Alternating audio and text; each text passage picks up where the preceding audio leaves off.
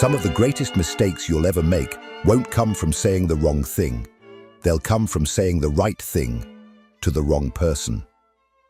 Most people believe honesty means complete transparency. They believe authenticity means saying exactly what they think, sharing every dream they have, exposing every wound they've suffered, and announcing every step they're about to take. It sounds noble. It feels honest. But what if this habit is quietly sabotaging your life? Think about it. Have you ever shared an exciting new goal, only to lose the motivation to pursue it? Opened up about a painful experience, only to realize later it had become someone else's weapon against you?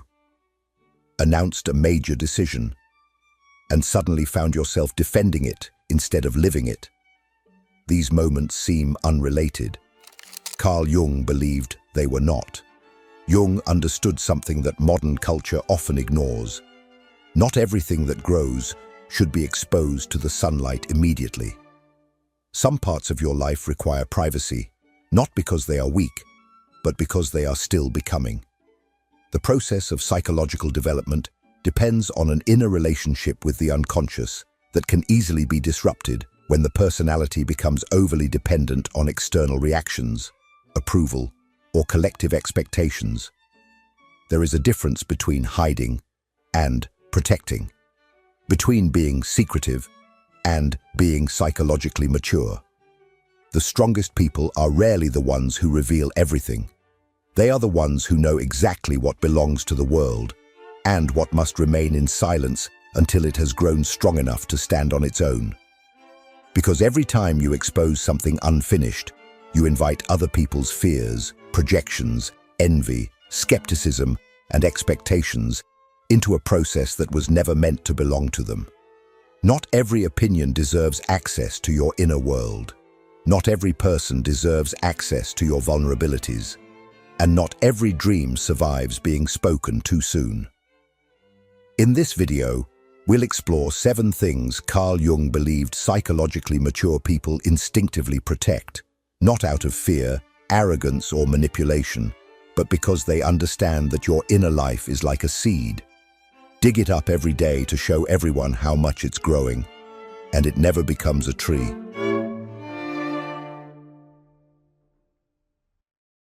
Psychic containment. That's the phrase Jung used for something most people stumble into accidentally and abandon just as fast. It refers to the capacity to hold a developing content inside the psyche long enough for it to acquire its own shape, its own force, before bringing it into contact with the external world. Not silence from fear, not secrecy from shame, a deliberate act of custody over something that is still becoming. The mistake most people make with plans is treating them as objects to be described rather than processes to be protected. The moment you announce a new goal, something shifts. The responses you receive, whether encouraging or skeptical, immediately begin shaping your internal experience of that goal. You start managing external reactions instead of building the thing itself. The energy you had for execution gets quietly rerouted into performance, into defending the plan, into the exhausting labor of making other people understand why you are doing this. Jung observed this through his clinical work. Psychic energy, what he called libido, does not multiply when distributed. It concentrates. A plan held internally retains all of its original force. A plan that has been announced and explained and debated has already dispersed that force into the social field, where it becomes diffuse and increasingly difficult to retrieve. The well-intentioned question kills more dreams than doubt ever has. So, how's that project going? Sounds supportive. It forces premature accounting. It demands a status report on something that has no status yet, only potential. And potential, subjected too early to scrutiny, tends to collapse back into the category of things people talk about but never do. Jung described the collective psyche as a force with its own gravitational pull. When you share an unformed plan with others, you are not simply receiving feedback. You are introducing your private process to a field with its own pressures and its own shadow. Most people in your life are not hostile. They are simply carrying their own fears about what is and isn't possible. Those fears attach to your plan as cleanly and invisibly as a virus. The protection this calls for is not permanent silence, it's timing. Some plans need to be spoken when they are finished, not when they are beginning. Others need to be shared only with the one or two people whose internal landscape genuinely supports your process. Most need to be kept long enough for you to develop a relationship with them that external opinion cannot dissolve. Look at the plans you keep talking about instead of building. The ones you announce publicly tend to stay announced. The ones you protect tend to eventually become real. The next thing to protect is more personal and therefore more dangerous to expose. If this content is making sense to you, click the subscribe button and subscribe to the channel. Thank you for your support.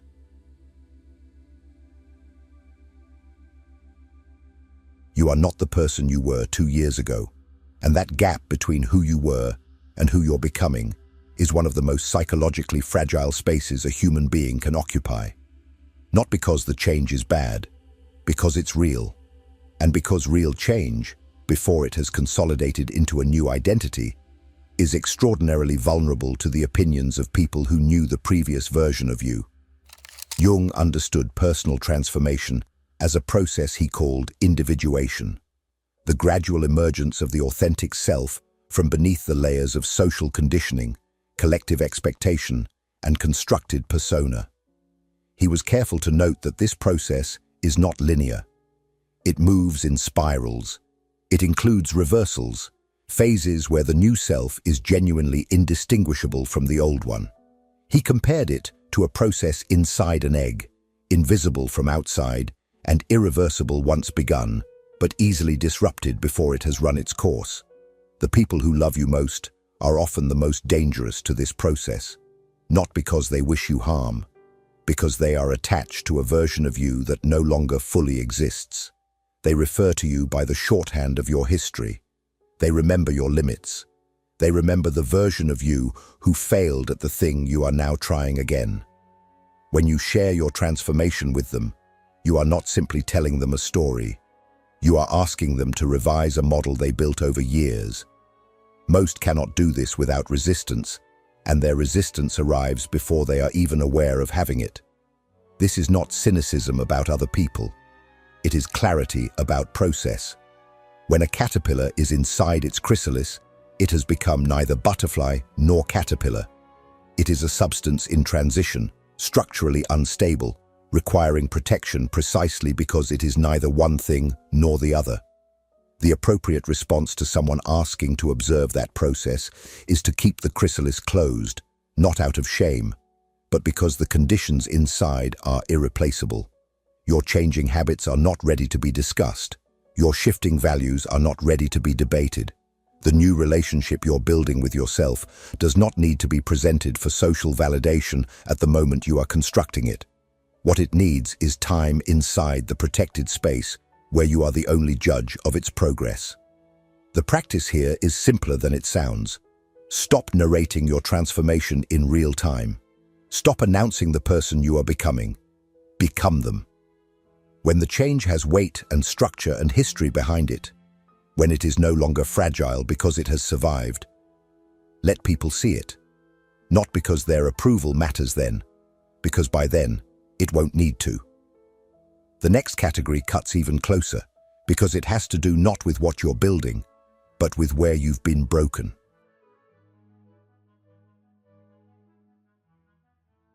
Vulnerability is not currency. You were taught that it was, that opening up builds connection, that sharing your pain creates intimacy, that the walls you built are the problem. There is some truth in this, but the version most people carry is dangerous in a specific way nobody mentions. It doesn't distinguish between the right audience and the wrong one, between the moment that serves healing and the moment that serves only exposure. Jung's framework for understanding this comes from his work on the shadow, the repository of everything the psyche has rejected, repressed, or been unable to integrate. When you expose a wound to someone who has not done their own shadow work, you are not simply sharing your pain with a witness. You are offering them information about exactly where you can be hurt. And the shadow has a tendency to use available information, not out of malice, but because that is what unintegrated pain does. It looks for exits. The word Jung used for what happens when unconscious material transfers from one person to another is projection. Someone who has not confronted their own shame will project it onto yours. Someone who carries unresolved envy will find in your wound the evidence they needed that you deserved it. Someone who is unconsciously threatened by your recovery will, without knowing it, find ways to keep you in the story of your damage, because your damage is part of how they understand their own stability. This does not make them bad people. It makes them human. But it makes the indiscriminate sharing of your vulnerabilities an act of self-exposure rather than healing. There is a category of people who should have access to your deepest wounds. They are rare. They are the ones who have faced their own pain honestly, who can sit with yours without flinching or fixing, who will not use what you reveal as an unspoken bargaining chip in the ongoing negotiation of your relationship. These people exist. They are not easy to identify in advance. The way you find them is not by opening to everyone and seeing who survives, but by opening incrementally, watching how the small things are held, and allowing access deeper only when the evidence supports it. What most people do instead is share wounds in moments of emotional overflow with whoever happens to be present. The relief is real. The release is genuine. But relief and healing are not the same thing, and the person who received your wound in that moment now carries information about you that was never meant for them. You cannot take it back. You can only notice the pattern and begin to change it. In the meantime, the wound belongs to you. That is not isolation. That is custody. It means maintaining control over a vulnerable part of yourself until the conditions are genuinely right for that vulnerability to serve growth rather than extraction. The wound that is tended in the right conditions eventually becomes something else, something with weight and wisdom rather than just pain. That transformation requires privacy at exactly the stages when exposure feels most urgent. The next two things to protect are different in form, but identical in their underlying logic, and most people give both of them away without realizing they're doing it. If what you're hearing resonates with you, you'll find real value in my ebooks. Beyond the Shadow breaks down Jung's core ideas, while Dialogues with the Unconscious gives you a 30-day path to apply them in your life. Both are linked in the pinned comment.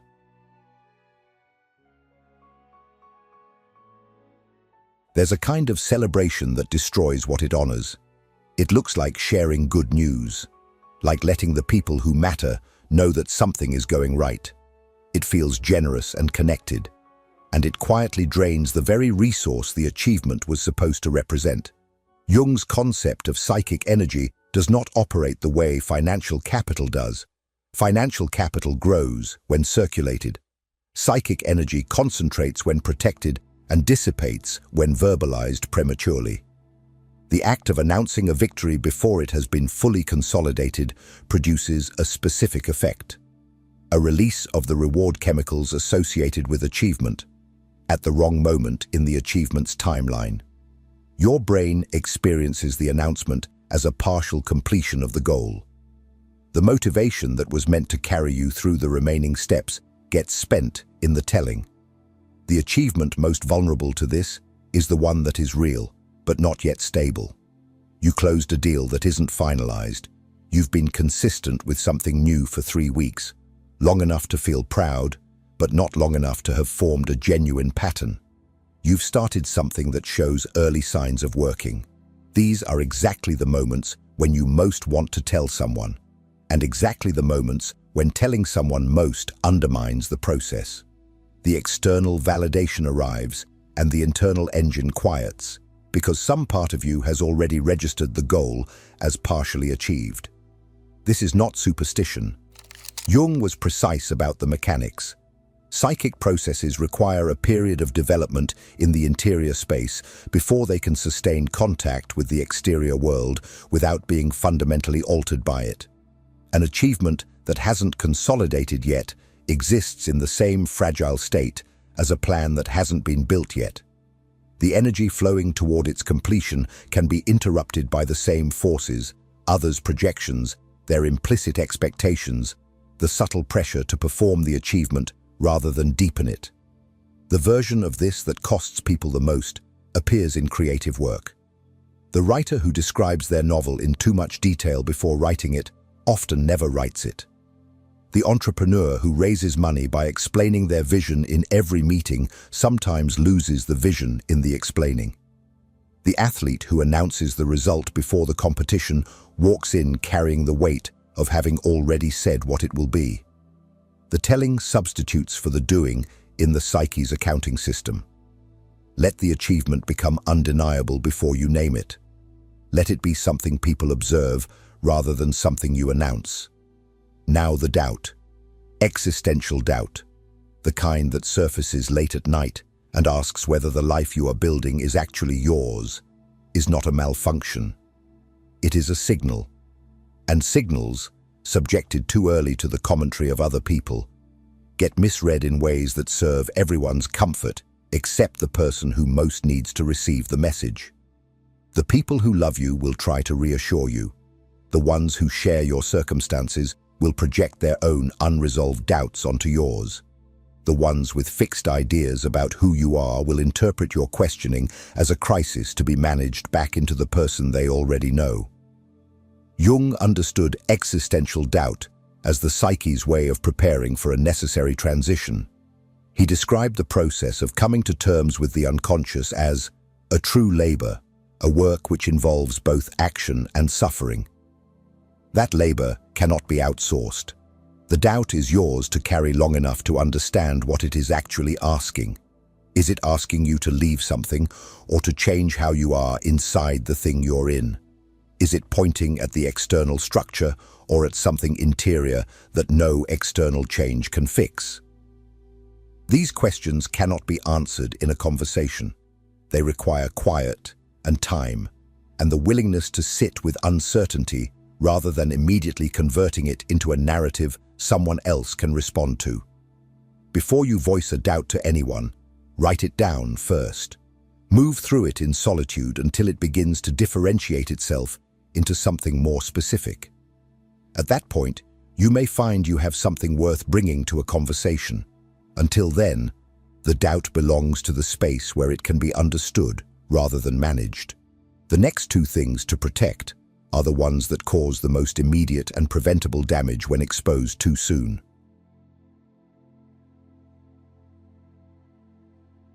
Picture the moment you finally made a decision that cost you something. You ended a relationship, or left a job, or drew a line with a family member, or said no to something you had always said yes to. And then, before the ink was dry on your own commitment to it, you told someone, and they had thoughts.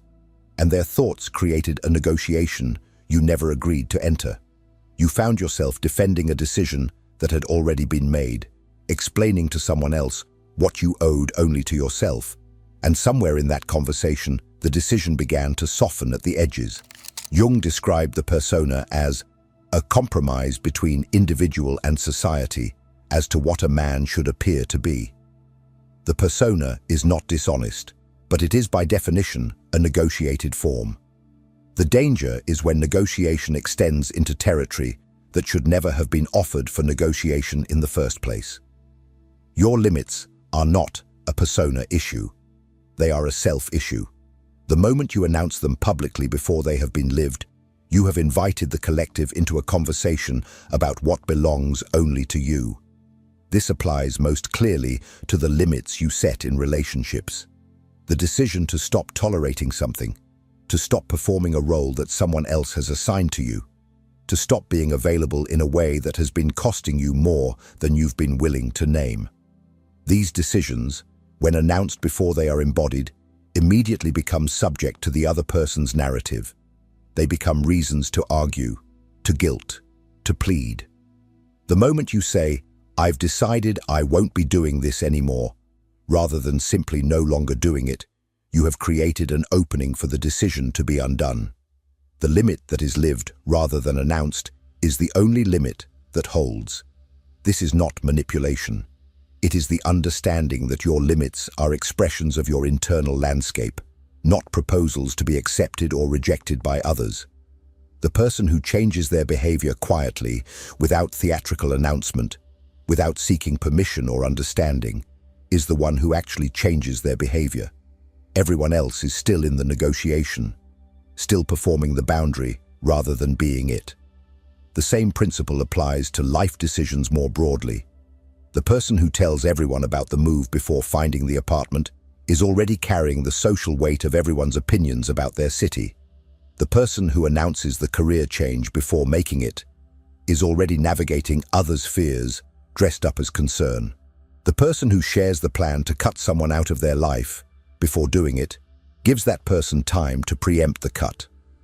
The decision made in private and executed without advance narration arrives in the world as a fact rather than a negotiation. Facts are harder to undo than proposals. There is also something that happens internally when you announce a limit before living it. You discharge some of the emotional energy that was meant to fuel the decision. You feel, briefly, as though you have already done something, because you have said something. The saying and the doing feel adjacent in the psyche's accounting system, and the saying is so much easier. This is the same mechanism that drains unbuilt plans and unconsolidated achievements. The announcement substitutes for the act. Decide first. Live the decision.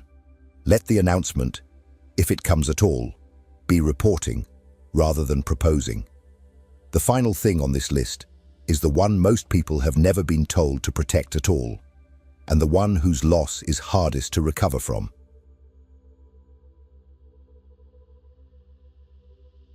Your dreams are not decoration. The images that surface in sleep, the symbols that recur across years, the intuitions that arrive without invitation and refuse to be explained, these are not noise.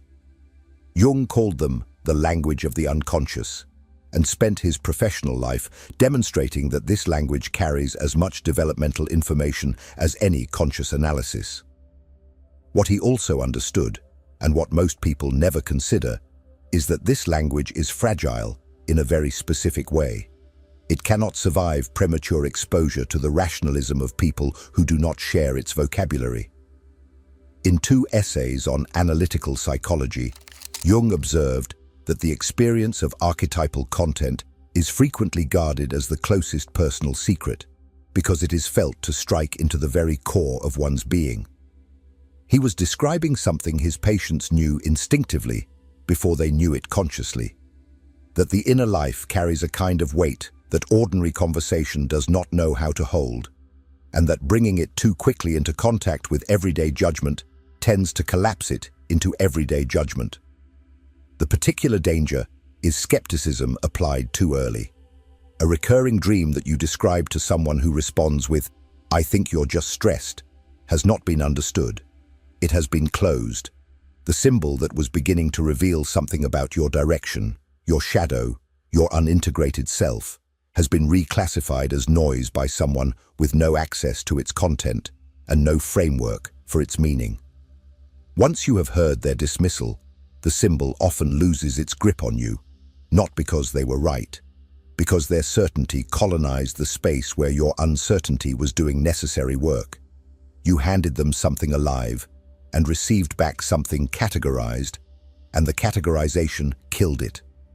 The inner life that needs protecting includes more than dreams. It includes the sense, not yet articulable, that something needs to change, the longing without a name, the interest that feels disproportionate to its apparent subject, the phrase that keeps returning across months without clear reason.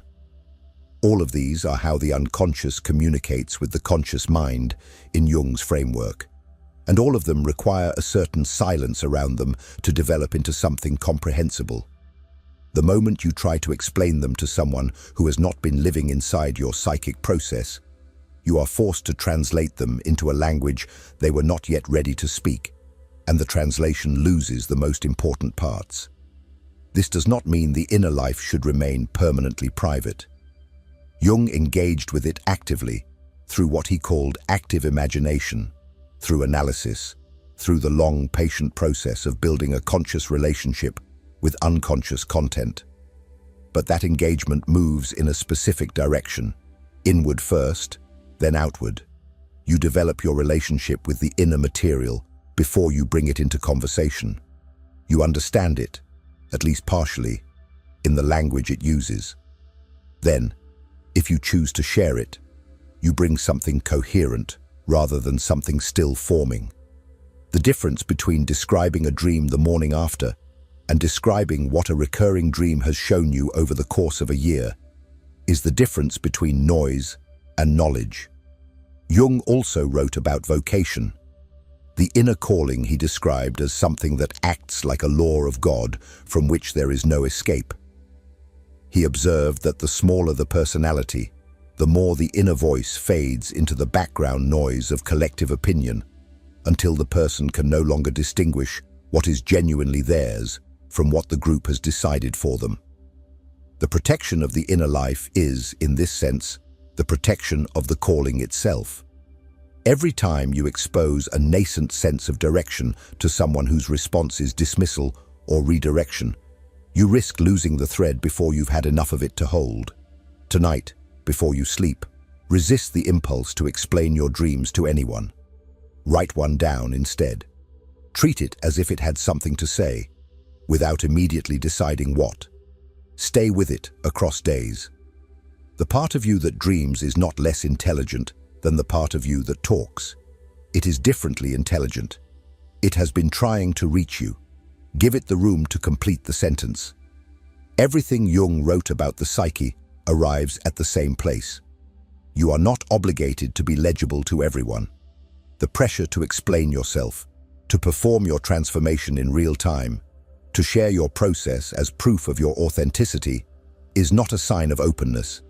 It is a sign of how thoroughly the collective has convinced you that its approval is the price of your legitimacy. Psychological maturity is not the capacity to share everything. It is the capacity to know what belongs where. And the person who has learned that, who has stopped mistaking exposure for honesty and silence for coldness, does not become less present in the world. They become more substantial.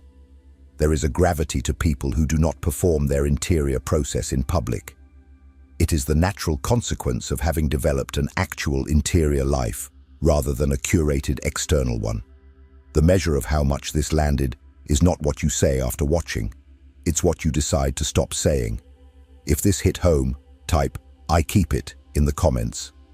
If what you heard today made sense, the video on your screen will too. Click to keep watching.